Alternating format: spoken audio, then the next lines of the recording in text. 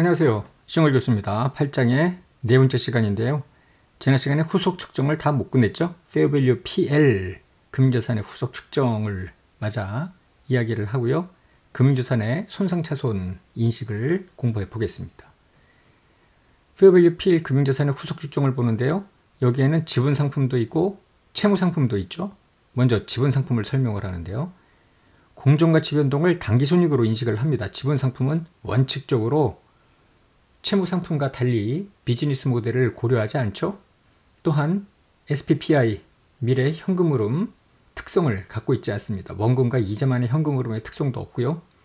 따라서 무조건 Fair Value PL로 먼저 들어갑니다. 한편 제한된 상황에서 공정가치로 최초 측정을 못하는 경우에는 원가로 측정한다. 그 이야기를 지난 시간에 했습니다. 원가 측정 지분상품은 당연히 공정가치 변동을 인식할 수가 없겠죠. 한편 처분할 때는 순처분 대가하고 처분 직전의 장부금액의 차이가 처분 손익으로 인식이 되겠습니다. 한편 Fair Value PL 금융자산인데 채무상품도 이쪽으로 분류가 되겠죠. 이자 수익 당연히 인식하고요. 공정가치 평가손익도 인식을 하는데 공정가치 평가손익은 당기손익입니다. 이때 지난 시간에도 잠깐 이야기했지만 Fair Value PL 같은 경우에는 유효이자율법을 적용하느냐 표시이자로 이자 수익을 인식하느냐 언급이 없기 때문에 두 가지 방법이 모두 다 가능하다고 판단이 됩니다. 한편 유효이자율법을 만약에 적용을 할 경우에 처분일까지 발생한 이자 수익을 인식을 해서 장부금액을 조정하고요. 이거는 Fair Value OCI 금융자산하고 똑같은 방식으로 처분손익을 인식을 하는 것이죠. 순처분 대가의 차이가 처분손익이 되겠습니다. 한편 지분상품은 Fair Value PL이 기본이겠으나 장기 투자 목적이라면은 공정가치 변동을 PL로 인식을 해버리면은 단기 순손익의 변동성이 너무 커진다는 거예요. 따라서 Fair Value 변동을 OCI로 인식하는 방법을 선택할 수 있는 금융자산으로 분류할 수 있겠습니다. 지분상품만 해당이 되고요. 이때 공정가치 변동을 OCI로 인식을 한다라는 것입니다. 중요한 것은 Fair Value OCI 선택 금융자산 지분상품입니다. 중도 매각을 할 때 이미 인식한 OCI는 당기손익으로 재분류를 절대로 할 수가 없겠다라는 겁니다. 왜냐하면 당기손익으로 재분류를 하도록 허용을 하게 되면은 OCI 플러스인 놈, OCI 마이너스인 놈 이렇게 여러 가지 중목도를 갖고 있을 때 다음 연도에 OCI 플러스인 요 Fair Value OCI 선택 금융자산 즉 지분상품을 매각을 해 골라서 그래서 OCI 플러스가 PL 플러스로 둔갑을 할 거 아닙니까? 즉 당기손익 조작이 가능하기 때문에 선택적인 처분을 통해서 당기손익 조작이 가능하다라는 거예요. 따라서 당기손익 재분류를 엄격하게 제한을 합니다. 그런 당기손익 재분류를 금지한다라는 것은 뭐냐면 처분하는 날 공정가치 변동을 일단 OCI로 인식을 하고 매각 처리를 하기 때문에 처분 손익은 무조건 0이 됩니다. 자, 한번 분계를 보면 이래요. 기중에 처분하는 날 현재 먼저 공정가치 평가손익을 먼저 인식합니다. 평가이익을 가정하면 금융자산 증액시키고 OCI 플러스입니다. 이때 이 금융자산은 매각하는 날 공정가치랑 똑같은 금액이니까 현금과 같은 금액이죠. 따라서 처분손익을 인식하지 못한다. 이렇게 생각을 하면 되겠습니다. 이 예사를 통해서 지분상품을 Fair Value PL로 분류한 경우하고 Fair Value OCI 선택으로 분류한 경우 당기손익에 미치는 영향을 비교해 보겠습니다. 자, 갑회사는 1월 1일에 보통주 100주를 주당 2,000원에 취득했고요. 취득과 직접 관련된 원가 1,000원의 거래원가가 발생을 했습니다. 이 1,000원의 거래원가 처음부터 Fair Value PL이라면은 당기손익, Fair Value OCI 선택이라면은 요 금융자산 최초 인식금액에 집어넣어줘야죠. X 2년 말까지 의뢰사 보통주의 추가 취득 처분은 없었다고 했고요. 1년도 말 2년도 말 현재 의뢰사 보통주의 주당 공정가치는 2,200원, 1,900원. 처음에 취득할 때는 거래원가 빼고 일단 2,000원인데요. 1년도에는 2,200원 평가 증이 됐고요. 그 다음에 1,900원 평가 감이 되겠네. 갑회사는 3년도 2월 1일에 의뢰사 주식 전부를 21년 5,000원에 팔아버렸대. 처분손익 인식을 해야 되느냐? 뭐 이런 것들을 이제 생각을 해봐야 되고요. 갑회사가 의뢰사 보통주를 Fair Value PL 금융자산으로 분류한 경우하고 Fair Value OCI 금융자산으로 분류되도록 선택한 경우로 구분을 해서 회계 처리를 비교해 보겠습니다. 먼저 페어밸류 PL 금융자산입니다. 현금 20만원에 취득 부대비용 1000원까지 나가죠. 이때 이 1000원은 비용이고요. 페어밸류 PL 금융자산 최초 인식금액은 20만원입니다. 연도 말에 갔더니 22만원으로 가격이 올랐죠. 그래서 2만원만큼 평가이익 PL입니다. 2년도에 갔더니 19만원으로 떨어졌습니다. 따라서 22만원에서 19만원, 3만원만큼 평가손실 PL입니다. 그리고 3년도 2월 1일에 21만 5천원에 모두 팔았다고 했죠. 21만 5천원 들어오고요.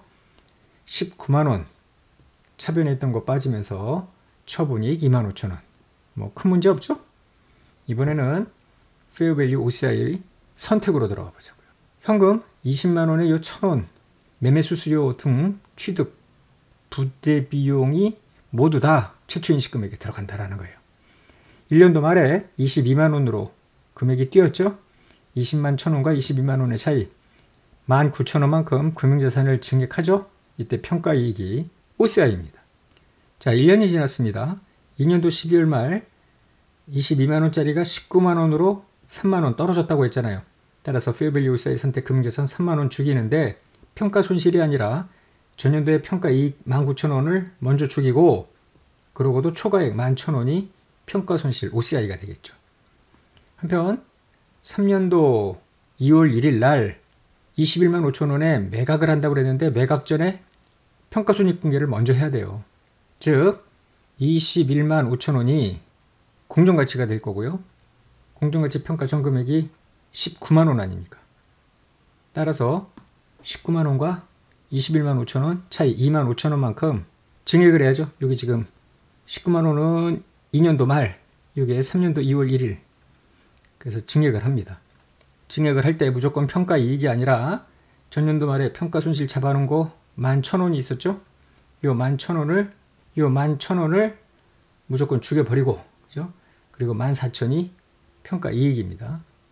한편 이렇게 해놓고 나면은 페어밸류 OCI 선택 금융자산은 21만 5천원으로 바뀌었는데요.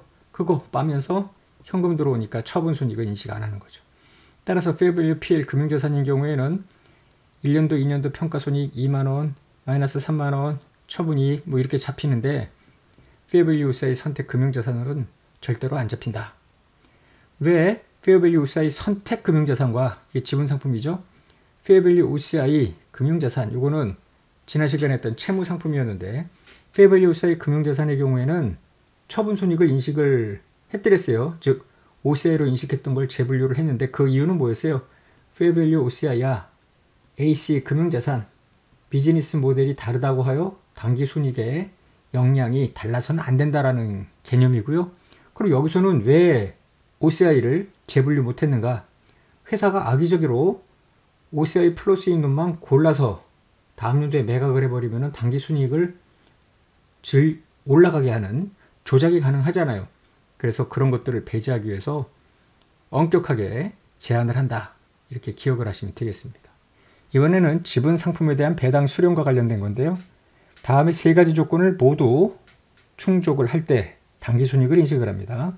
즉 차변에 미수배당금, 대변에 배당금 수익 이런 식으로 분계를 하게 되는데 배당받을 권리가 확정되고요. 상대방 측에서 이사회나 주주총회에서 배당을 지급하겠다고 결의가 있어야 되죠. 그러면은 주주인 나는 배당을 받을 권리가 확정이 되죠. 그리고 배당과 관련된 경제적 효익의 높은 유익 가능성, 얼마를 받을 수 있는지 신뢰성 있는 측정, 배당받을 권리가 확정이 되면 이 두 개는 자연스럽게 다 충족이 된다고 보면 되겠죠. 그래서 미수배당금, 배당금 수익 이렇게 분계를 하면 되는데 주식배당의 경우에는 배당금 수익을 인식하지 않습니다. 왜냐하면 주식으로 배당받는 경우에는 상대방 회사의 부가, 즉 웰스가 주주한테 이전되는 게 아니죠. 주식 수량만 늘고 단가는 떨어지기 때문에 주식배당 전후에 부의 이전은 전혀 없다고 보면 되겠죠. 분계를 한다면 이렇습니다. 좀 전에 보았듯이 미수배당금, 배당금 수익, 이게 현금배당 지급결의, 그리고 한 달쯤 후에 돈을 받습니다.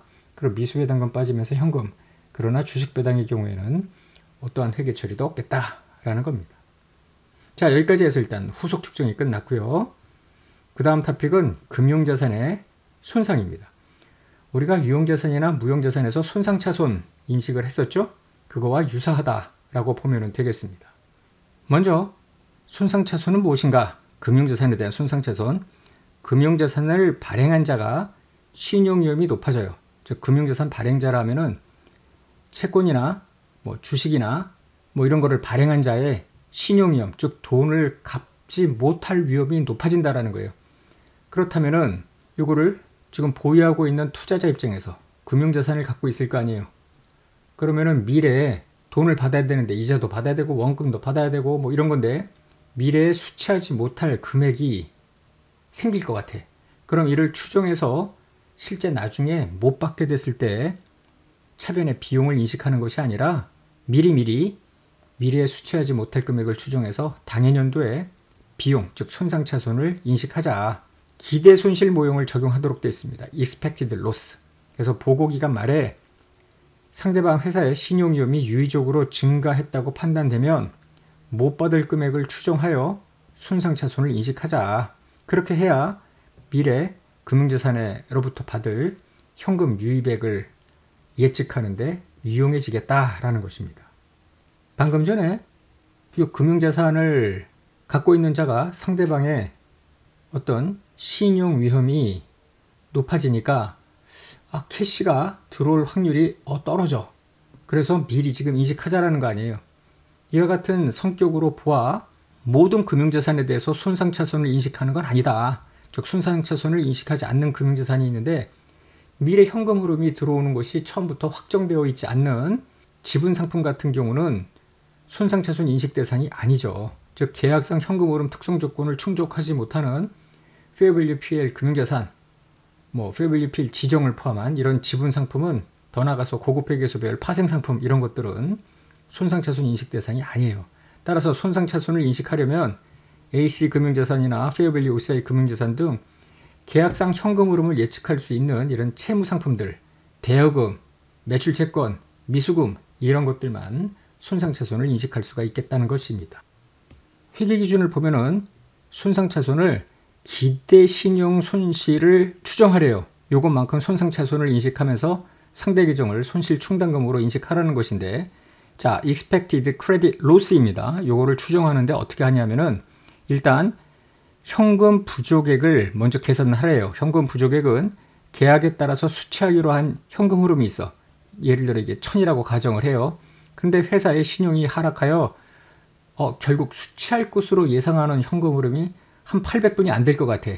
그러면 현금 부족액 200이 나오게 되는데요. 이 200이 지금 당장 안 들어오는 게 아니라 1년 후, 2년 후, 3년 후에 지금 받아야 될 것 중에 한 200이 안 들어올 것 같아. 그럼 현금 부족액, 미래 현금 부족액이니까 이걸 현재 가치로 계산한 것이 바로 expected loss입니다. 신용 손실. 그런데 200의 현재 가치가 반드시 그럼 100% 안 들어오느냐? 그건 잘 모르잖아요. 그래서 그 개별 채무 불이행 발생 위험, 즉 채무자가 이자 지급이나 원금 상환을 못할 디폴트 리스크가 있을 거 아닙니까? 그 발생 위험, 이게 50%가 되겠다, 80%가 되겠다, 10%가 되겠다라는 그 채무 불이행 발생 위험으로 가중 평균한 금액, 이게 expected 신용 손실, expected credit loss 기대 확률 가중치가 들어간 이걸로 계산을 하는 겁니다. 구체적으로 회계 기준에서는 expected credit loss를 어떻게 계산하는지는 회사가 알아서 모형을 정하라고 되어 있어요. 시험 문제도 그렇게 복잡하게 나오지는 않을 겁니다. 그냥 미래 현금 흐름의 현재 가치와 예를 들어 장부 금액의 차이 전체가 기대 신용 손실이다 이런 식으로 줄 가능성이 높고요. 더 나아가서 채무 불이행 확률은 50%다. 그럼 0.5를 곱하면 되는 거고 실무에서는 이런 채무 불이행 발생 위험이 몇 %인지를 추정을 하는 게 어려운 것이지 일단은 수치로 나온다면 계산이야 별 어려움은 없겠죠. 이때 이제 기대 신용 손실을 측정하는 기간이 있는데요. 신용 위험의 정도가 유의적으로 증가하지 않았대. 그러면은 보고기간 말로부터 1년까지만 어느 정도 못 받을지 추정을 하면 되는 거죠. 근데 유의적으로 증가했대. 혹은 이미 못 받기 시작을 했대. 신용이 손상된다는 것은 당장 받을 금액을 못 받았어. 이미 로스가 발생이 된 겁니다. 그러면 채무증권과 같은 금융자산 전체 기간, 남은 기간이죠. 전체 기간에 걸쳐서 기대신용손실을 측정을 하자라는 것입니다. 좀 더 기간을 길게 해야 되겠죠. 아무래도 위험성이 많아졌다면.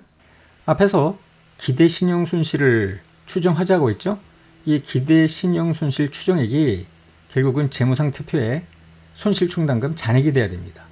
따라서 당기 말에 기대신용손실 추정을 했더니 예를 들어 100이야. 그런데 수정전 시산표에 충당금 잔액이 70밖에 안 돼. 그러면은 30만큼 추가로 더 손실충당금을 인식하면서 손상차손을 인식하면 되는 거죠. 만약에 기대신용손실 추정액이 100인데 수정전 시산표에 손실충당금이 120이나 돼. 그럼 20만큼 너무 오버가 됐으니까 손실충당금을 죽이면서 환입을 인식하면 되겠습니다.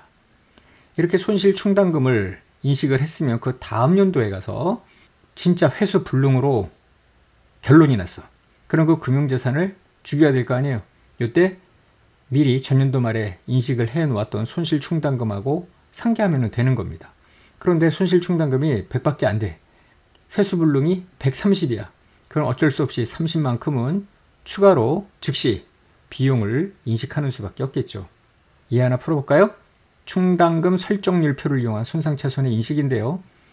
갑회사는 1년도 12월 말에 100만원의 매출채권 잔액을 가지고 있는데 한 지역에서만 영업을 한대요. 갑회사의 고객들은 다수의 작은 고객들로 구성되어 있고요. 유의적인 금융 요소는 없답니다. 즉 매출채권에 포함되어 있는 이자 요소들은 고려할 필요가 없다라는 것이고요. 매출채권의 손실충당금은 항상 전체 기간 기대신용손실에 해당하는 금액으로 측정한다. 기간이 지금 1년짜리도 있고 6개월짜리도 있고 1년 반짜리도 있고 막 섞여 있으니까 귀찮잖아요. 그래서 전체 기간으로 다 하자라는 것입니다. 먼저 매출채권 총 장부금액이 100만이라고 했는데요. 구분을 한 거예요. 연체가 안 된 금액 80만원, 1에서 30일, 10만원, 30일에서 90일, 90일 초과 이런 식으로 회사가 임의로 구분을 해 놓고요. 채무 불이행률이 각각 0.2, 1, 4, 12%로 추정을 했습니다. 그러면 여기다가 지금 못 받을 금액까지 이제 포함이 된 건데요. 이렇게 네 가지로 구분한 총 장부 금액의 채무 불이행률을 곱하면은 이 금액이 못 받을 가능성이 있는 금액 아닙니까? 이게 바로 손실충당금 잔액이고요. 9천이 되겠습니다. 그러면 오해 자료를 이용해서 X1년 말에 장부금액 100만원의 매출채권에 대해서 기대신용손실을 9천으로 추정을 했다는 건데 수정전 시산표상 충당금 잔액이 만약에 5천이라고 가정을 해요. 그런데 당기말에 기대신용손실을 추정을 했더니 9천이라는 거 아닙니까? 5천보다 4천이 더 많아야 되죠? 손실충당금 인식하면서 손상차손. 만약에 수정전 시산표상 손실충당금 잔액이 10,000원이라고 가정을 해봐요. 그런데 추정한 기대신용손실이 9천이기 때문에 1,000만큼 오히려 충당금을 죽여야죠. 환입을 인식을 합니다. 만약에 다음 연도에 매출채권 일부가 회수불능으로 판명이 돼서 제거해야 될 매출채권의 총 장부금액과 총 장부금액이 9,500이라고 가정을 해봐요. 그럼 매출채권 9,500, 그런데 충당금은 9,000밖에 인식을 안 했죠? 500만큼은 즉시 손상차손으로 인식을 하면 되겠습니다. 자, 오늘은 여기까지 해서 매출채권의 손상차손까지만 설명을 하고요. 다음 시간에 페어밸류 OCI, 금융자산의 손상차손과 더불어서 금융자산의 제거까지 모두 다 남은 내용들을 설명하겠습니다. 수고하셨습니다.